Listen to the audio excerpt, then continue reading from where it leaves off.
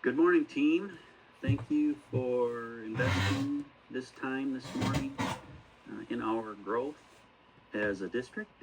My name is Brandon Thalacker. I'm the new principal, and today we're going to be exploring professional learning communities and how they are the catalyst for real change in our school.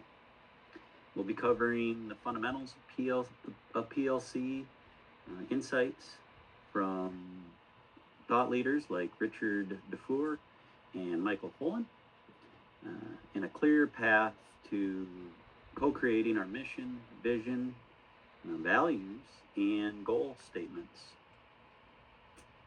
This is information that's been synthesized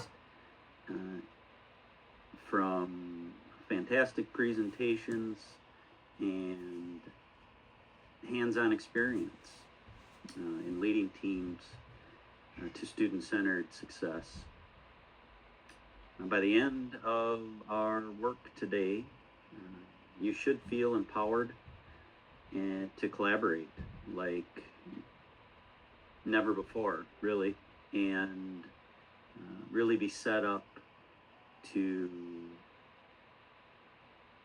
offer students the opportunities to really grow at the highest level. So again, I would like to thank you for coming in, and let's get started. So what will we be covering today? We will be covering PLC essentials. We're going to talk a little bit about Fullen's take on collaboration and how impactful teachers can be with effective collaboration. We will be covering the 3 big ideas and 4 critical questions. We'll also be covering real-world mission statements and a step-by-step facilitation plan. We will get started with that today. So what defines a PLC? Well, it shifts solo teaching into interdependent teamwork. We've become a system instead of somebody on an island trying to do everything ourselves. We ensure that through checks and balances, we ensure that every student achieves at a high level. Dufour discusses PLCs as a way to combat isolation, the whole idea of teamwork, coming together with a shared purpose. In my career, I've seen this firsthand several times, usually periodic points throughout a year even. Some teachers will drift off and begin to work on their own. And I've been fortunate enough to be involved in cultures that come together and support and collaborate so that we utilize our strength in numbers. And that's what we'll be working on today. We'll be starting that work today. Michael Fullen, whom has been described as a change expert, had a lot of success up in Ontario, Canada, with some educational reforms utilizing PLCs, calls them a powerful contribution to education. Yet he warns about buy-in. So today we are going to really push the envelope when it comes to buy-in. We all need to be on the same ship here, moving in the same direction in order to have and optimize the impact, the positive impact. Today we'll honor that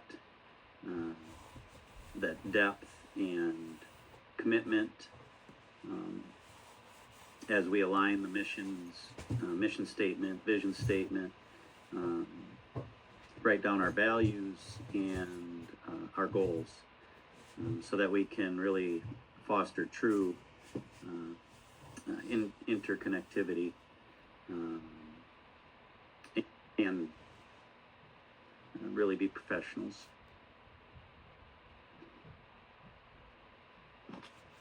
I've mentioned Michael Fullen a couple different times already today. He really has done some great work through the utilization of PLCs and has transformed systems, educational systems, really worldwide. Here's a quote from him, that privacy of practice produces isolation.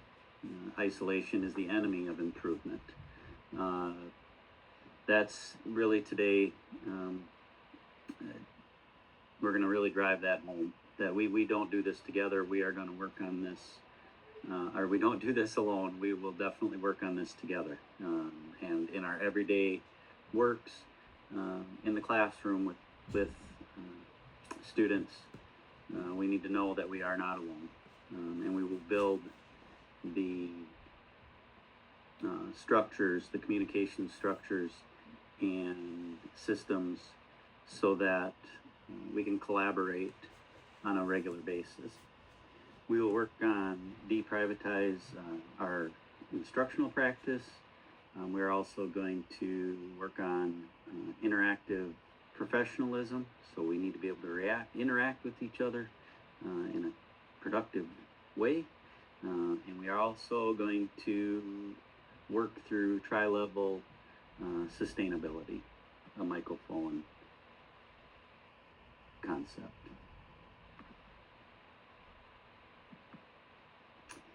The three big ideas. Student learning over teaching is the first big idea here with PLCs.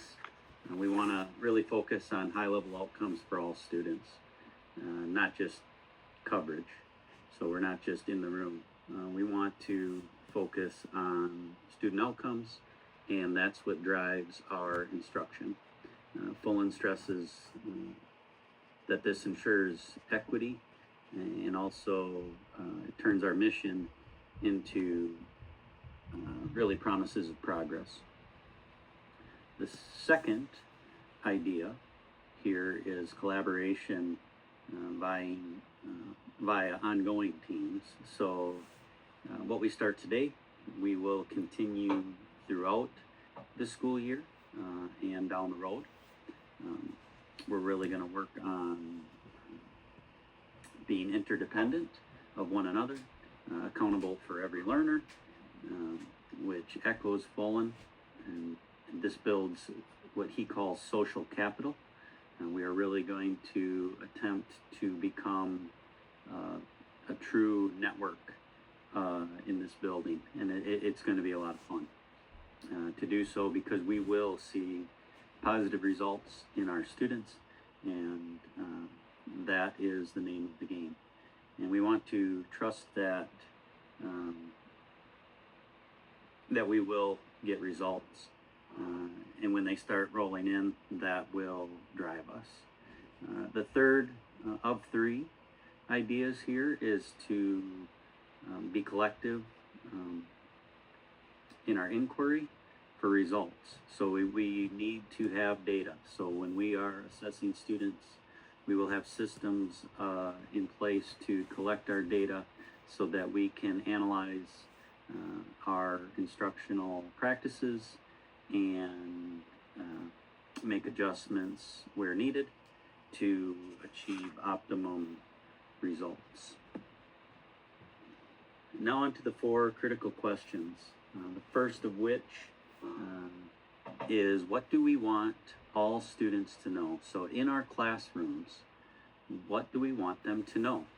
We have to have this in mind as we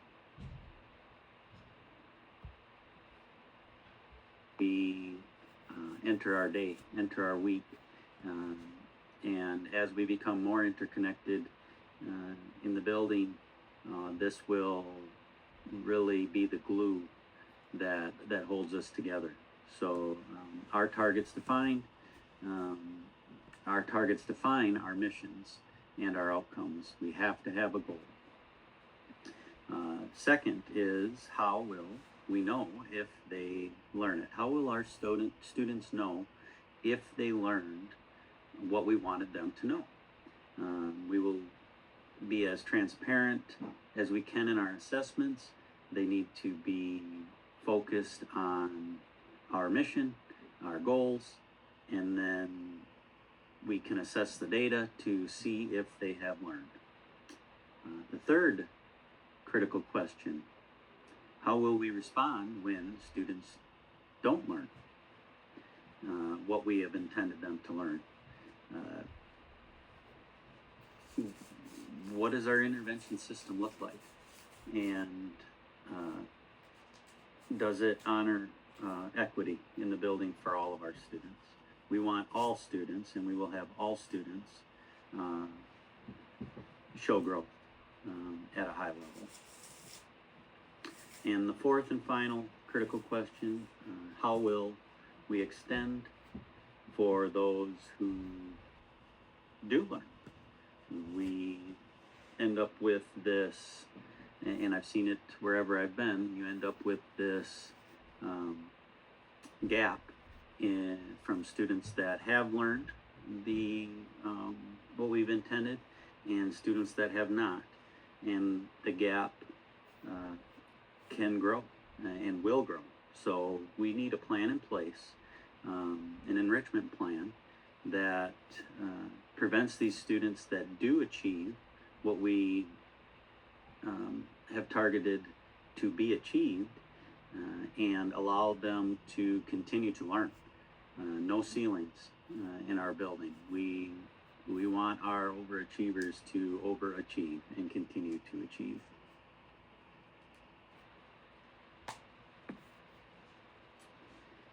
So the first district that we'll discuss here, we'll go over their mission and their vision, was Ron Clark Academy out of Atlanta, Georgia. They have a mission of to rekindle joy in teaching and learning. We want our students to be in the building. So keep this in mind as we start to formulate a mission. Students wanting to be at school is very important. Their vision is that creativity and global citizenship. And what do we want our vision to drive us? What direction do we want that to drive us to be, to head towards? And then the PLC strengths there at Ron Clark, it's definitely student focused, and they have inquiry-driven goals. So they have the opportunity to assess where they're at, and that will help them to make changes and get to where they want to go. The second school is High Tech High out of San Diego, California. Their mission is to develop grit, gratitude, and spark, which I found interesting. What sort of attitude do we want our district to instill? The values there at High Tech were to collaboration as work, a lot of teamwork. And as we have discussed today, we as a district will be working as a team closer than ever to remove our isolation, something to keep in mind as we start to put our values together. And the strengths of their PLC was that it embeds teams, a heavy teamwork emphasis at High Tech High. And the third district, as an example here, is Madison Metropolitan School District. Their mission to work collaboratively to ensure all students have access to high quality, equitable, inclusive instruction, leading to deep learning and college career readiness. Really an all-encompassing, a little heavier mission than the previous two. And the vision is that all students will live, work, and thrive as contributing members of our community. A good example to think about as we put our mission and vision together. The strengths of their PLC was it's very collaborative, which touches on the big idea, second big idea, and the critical evaluation and reflection piece of their PLC really hits on big idea 3. Facilitating our document development, we will go through this flow. We will start with having inclusive huddles, so we will be grouping up in small groups, cross-grade teams, brainstorm via 4 questions, and deprivatizing from day 1. From these huddles, we will have our evidence dive. So this is where we collect our data and analyze our data to assess our practices in conjunction with our mission and vision. From there, we will move into drafting and editing our mission and vision. We will do this obviously as teams. Work on those 3 big ideas, and this is a great exercise to build the trust. From there, we'll move on to values workshop. So we need to make sure that our values are aligned in our practices, align with our core, and everything remains professional and equitable. And then we will launch and cycle. So the rollout goals. What is it going to look like? And when are we going to start? So why this matters? Well, the core discusses the PLC. The power of PLC lies in their ability to transform schools into places where educators learn as passionately as students do. And Fullen echoes that. They build conditions for meaningful student experiences. One of my favorite concepts from Fullen, he discusses being lead learners in the school. Whether that's teacher or administrator, we want to lead the learning. We are learning along with our students every day. And to discuss that I've found a lot of power in that, relatable to students when you let them know that we are all learning together. The call to action. So the next steps we will be covering,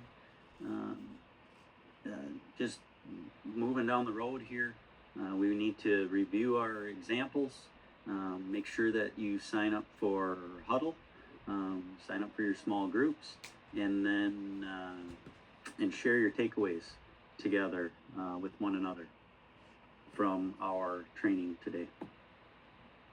Well, I want to thank you for your time and effort today. Together, we're the change. It doesn't come from anywhere else. It comes from us, and I'm extremely excited about where we are heading as a district. Here are the references from today's presentation. Take them and utilize them to your best so that we can move forward together. Again, thank you. I look forward to working with everyone and being impactful throughout the year and in the future. Thanks again.